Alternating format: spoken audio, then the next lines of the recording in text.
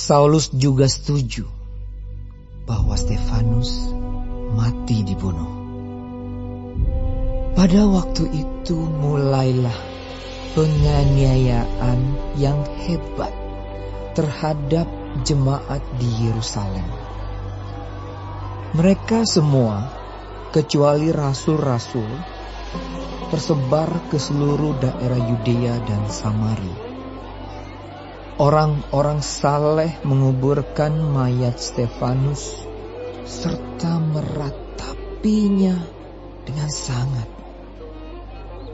Tetapi Saulus berusaha membinasakan jemaat itu, dan ia memasuki rumah demi rumah dan menyeret laki-laki dan perempuan keluar dan menyerahkan mereka untuk dimasukkan ke dalam penjara.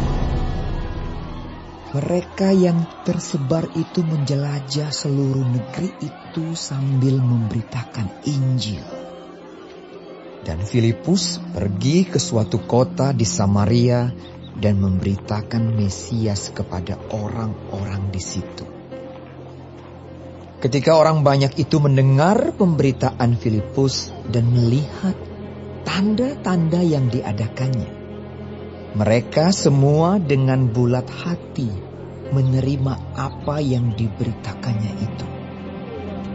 Sebab dari banyak orang yang kerasukan roh jahat, keluarlah roh-roh itu sambil berseru dengan suara keras, dan banyak juga orang lumpuh dan orang timpang yang disembuhkan. Maka sangatlah besar sukacita dalam kota itu. Seorang yang bernama Simon telah sejak dahulu melakukan sihir di kota itu dan mentakjubkan rakyat Samaria, serta berlaga seolah-olah ia seorang yang sangat penting. Semua orang, besar kecil, mengikuti dia dan berkata, "Orang ini adalah kuasa Allah yang terkenal sebagai kuasa besar."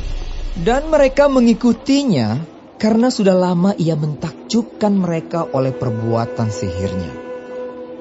Tetapi sekarang mereka percaya kepada Filipus yang memberitakan Injil tentang kerajaan Allah dan tentang nama Yesus Kristus. Dan mereka memberi diri mereka dibaptis, baik laki-laki maupun perempuan. Simon sendiri juga menjadi percaya. Dan sesudah dibaptis, ia senantiasa bersama-sama dengan Filipus dan takjub ketika ia melihat tanda-tanda dan mujizat-mujizat besar yang terjadi. Ketika rasul-rasul di Yerusalem mendengar bahwa tanah Samaria telah menerima firman Allah, mereka mengutus Petrus dan Yohanes ke situ. Setibanya di situ, kedua rasul itu berdoa supaya orang-orang Samaria itu beroleh Roh Kudus. Sebab Roh Kudus belum turun di atas seorang pun di antara mereka, karena mereka hanya dibaptis dalam nama Tuhan Yesus. Kemudian keduanya menumpangkan tangan di atas mereka, lalu mereka menerima Roh Kudus. Ketika Simon melihat bahwa pemberian Roh Kudus terjadi oleh karena rasul-rasul itu menumpangkan tangannya, ia menawarkan uang kepada mereka serta berkata, "Berikanlah juga kepadaku kuasa itu, supaya jika aku menumpangkan tanganku di atas seorang, ia boleh menerima Roh Kudus." Tetapi Petrus berkata kepadanya, "Binasalah kiranya uangmu itu bersama dengan engkau, karena engkau menyangka bahwa engkau dapat membeli karunia Allah dengan uang. Tidak ada bagian atau hakmu dalam perkara ini, sebab hatimu tidak lurus di hadapan Allah. Jadi bertobatlah dari kejahatanmu ini, dan berdoalah kepada Tuhan, supaya ia mengampuni niat hatimu ini. Sebab kulihat bahwa hatimu telah seperti empedu yang pahit dan terjerat dalam kejahatan? Jawab Simon, hendaklah kamu berdoa untuk aku kepada Tuhan, supaya kepadaku jangan kiranya terjadi segala apa yang telah kamu katakan itu. Setelah keduanya bersaksi dan memberitakan firman Tuhan, kembalilah mereka ke Yerusalem, dan dalam perjalanannya itu mereka memberitakan Injil dalam banyak kampung di Samaria. Kemudian berkatalah seorang malaikat Tuhan kepada Filipus.